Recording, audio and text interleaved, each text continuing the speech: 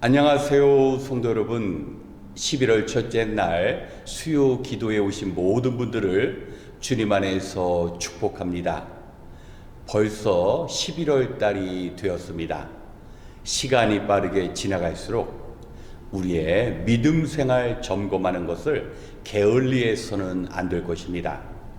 오늘 함께 나누고자 하는 말씀 속에는 믿음과 기도 생활과의 상관관계가 나타납니다. 특별히 예수님께서 인정해 주시는 믿음과 그로 인한 기도 생활이 어떤 것인지 말씀에서 답을 찾고 우리 남은 2개월 동안 주님 기뻐하시는 믿음 생활과 기도 생활 하시길 주님의 이름으로 축원합니다. 다 함께 마가복음 9장 23절로 24절을 봉독하겠습니다. 마가복음 9장 23절 24절의 말씀입니다. 예수께서 그에게 말씀하셨다. 할 수 있으면이 무슨 말이냐? 믿는 사람에게는 모든 일이 가능하다.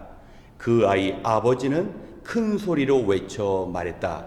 내가 믿습니다. 믿음 없는 나를 도와 주십시오. 아멘.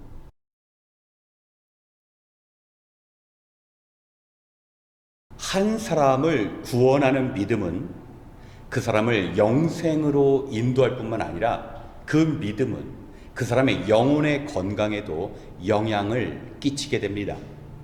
물론 믿음이라는 것이 눈에 보이지 않기 때문에 그 믿음 자체만으로 그 사람의 영혼의 건강을 측정할 수는 없습니다. 그러나 믿음은 기도 생활로 나타나고 기도 생활은 눈에 보이기 때문에 눈에 보이는 기도 생활로 그 사람의 영적인 상태는 알 수 있는 것입니다.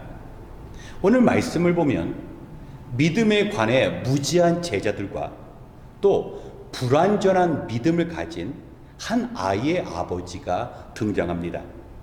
예수님께서 변화산에서 제자들과 함께 내려오셨을 때 남겨진 제자들과 바리새인들 사이에서 논쟁이 일어났습니다.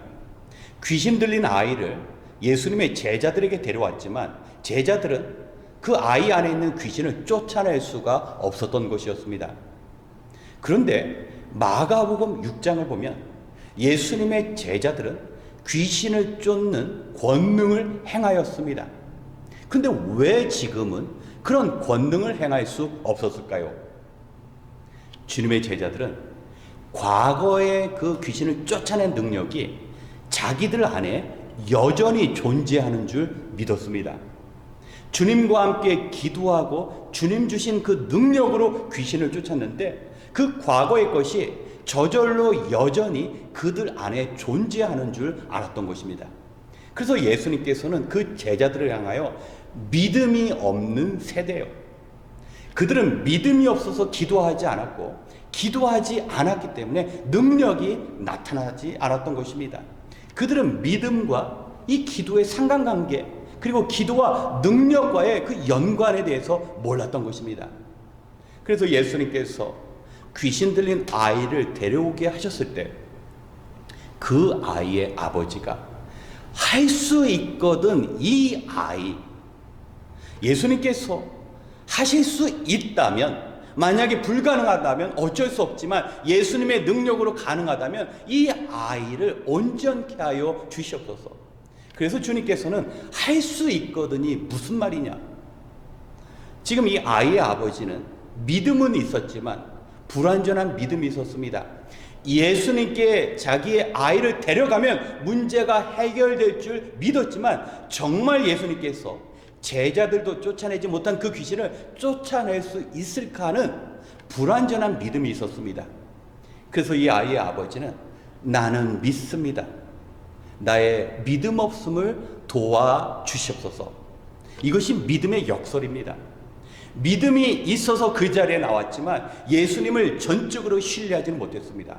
그러나 그럼에도 불구하고 믿음을 달라라는 주님에 대한 그 간청을 주님께서 들으시고 그 불완전한 믿음이지만 그 믿음을 보시고 아이 안에 있는 귀신을 쫓아주십니다. 그 아이를 오랫동안 괴롭혔던 그 귀신이지만 주님은 말씀 한마디로 그 문제를 해결해 주셨습니다.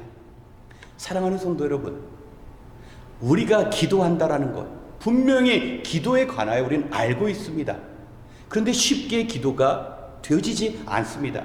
왜냐하면 기도하지 않는다라는 것은 우리 안에 하나님을 향한 온전한 믿음이 없다라는 것입니다.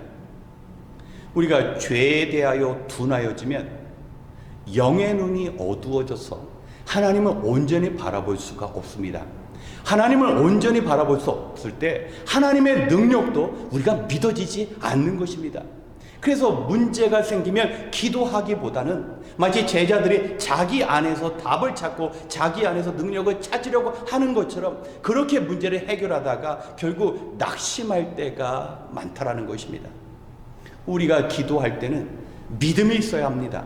하나님 앞에 나와 기도하면 반드시 하나님께서 응답해 주신다라는 믿음이 있어야 합니다.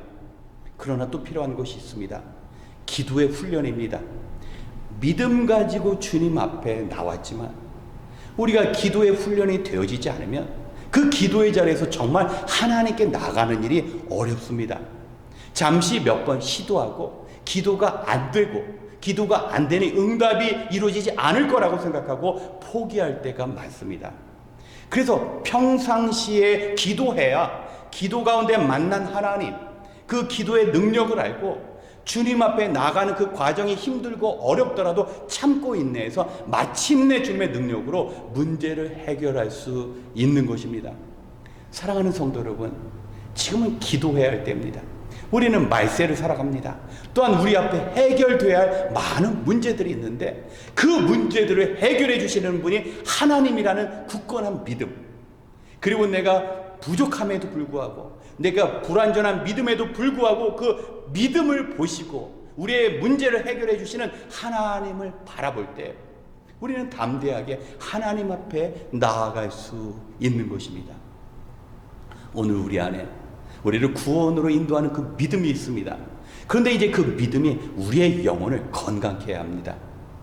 눈에 보이는 현실 때문에 좌절하는 것이 아니라 기도의 능력, 하나님께서 도와주심을 확신하고 하나님 앞에 간절히 나아갈 때 이 땅에서의 삶에 우리를 괴롭히는 그 문제들로부터 자유로워지고 우리 안에 불신의 그 어둠으로부터 우리의 진정한 그리스도의 광명의 빛을 볼 수 있는 것입니다.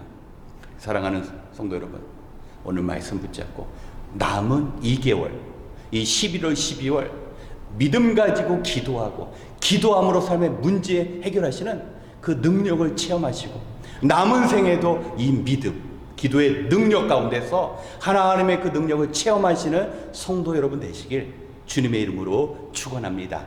함께 기도하겠습니다.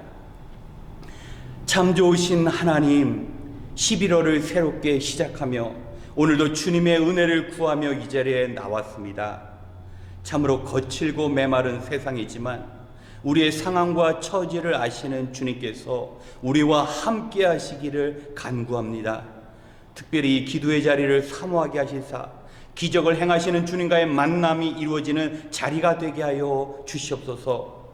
이 시간 현실의 염려와 미래의 두려움 앞에 주저앉은 백성이 있다면 하나님께서 펼치시는 도움의 손길로 다시 일으켜 주시옵소서.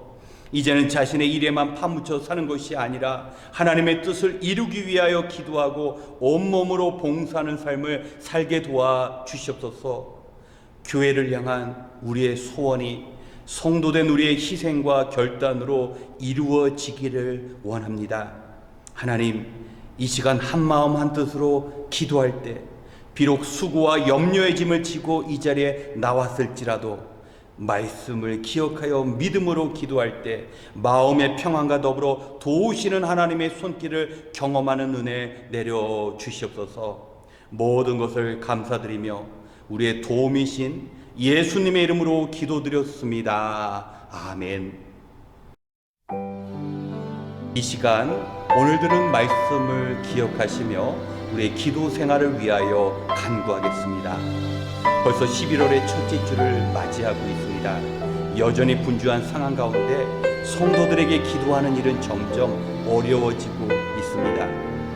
분명 예전보다 비교될 만큼 나아진 생활을 우리가 하고 있지만 우리는 만족하지 않고 하나님 앞에 기도할 시간이 없다고 합니다.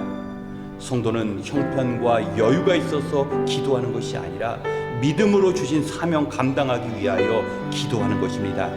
우리의 기도 생활이 하나님의 뜻을 이루는 기회가 되며 그 모든 일들은 우리의 믿음에 의하여 시작되는 것입니다. 삶 속에서 절제하지 않으면 죄의 마음이 둔해지고 하나님의 능력이 너무 작게 보이고 하나님을 의지하고자 하는 믿음이 생기지 않습니다. 그래서 머릿속으로는 기도해야 한다는 것을 알지만 믿음이 없으면 기도의 자리로 나아갈 수 없고 기도하는 자리에 나왔지만 기도가 훈련이 되어 있지 않으면 하나님께 온전히 기도할 수 없는 것입니다. 이 시간 믿음으로 하나님을 의지하며 하나님 주신 능력으로 주신 사명 감당하며 늘 순조롭고 승리하는 삶을 살아갈 수 있도록 이 시간 함께 기도하겠습니다.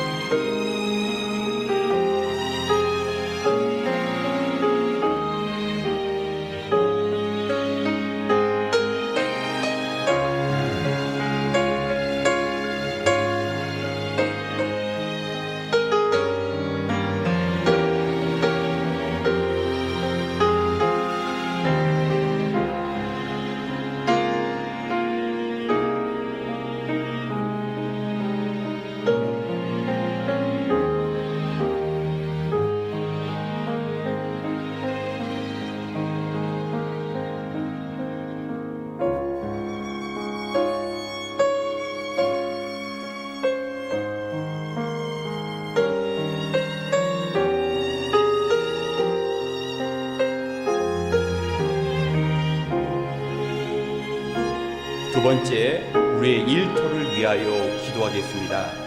하나님께서는 우리가 일할 수 있는 직장과 일터를 주셨을 때 단순히 먹고 마시는 생계만 해결하는 그런 곳으로 우리에게 일터를 허락하시지 않으셨습니다. 하나님께서는 우리가 일할 때에도 우리의 모습을 지켜보십니다. 우리의 이익을 위하여 악을 행하거나 믿음을 저버려서는 안 됩니다. 내가 일터의 경영을 주장하려 할 때 하나님은 우리의 일터에서 멀어지십니다. 하지만 모든 일터의 경영권을 우리 주님께 맡겨드릴 때 주님께서 우리의 생업을 책임져 주시고 우리의 일터를 통하여 기적을 베푸실 것입니다. 주님께서는 지금도 세상 방법이나 상식이 아니라 믿음으로 일하는 자들을 찾고 계십니다. 우리가 대부분의 시간을 보내는 일터가 하나님을 기쁘시게 해드리는 일터가 될 수 있도록 이 시간 함께 기도하겠습니다.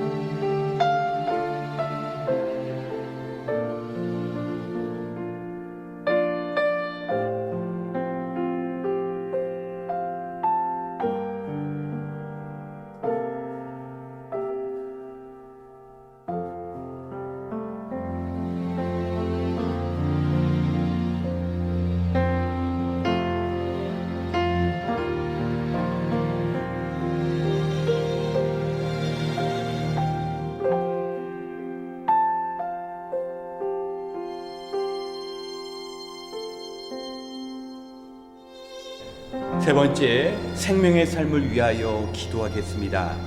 지금 생명의 삶 29기 수업이 주일 오후에 진행되고 있습니다. 수업에 참여하시는 성도님 모두 말씀의 깊고 놀라운 능력을 체험하며 이 땅에서 주님의 제자로 살아가기에 필요한 모든 것을 갖추는 시간이 되어야 합니다.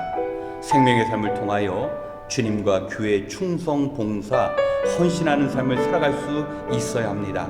수업을 통하여 살아계신 하나님의 말씀 앞에 자신을 되돌아보며 우리 교회가 추구하는 비전과 목표를 공유하는 시간이 되어야 합니다. 지금 수강하시는 모든 성도님들이 끝까지 포기하지 않고 끝까지 수업을 성실히 마칠 수 있도록 기도 부탁드립니다.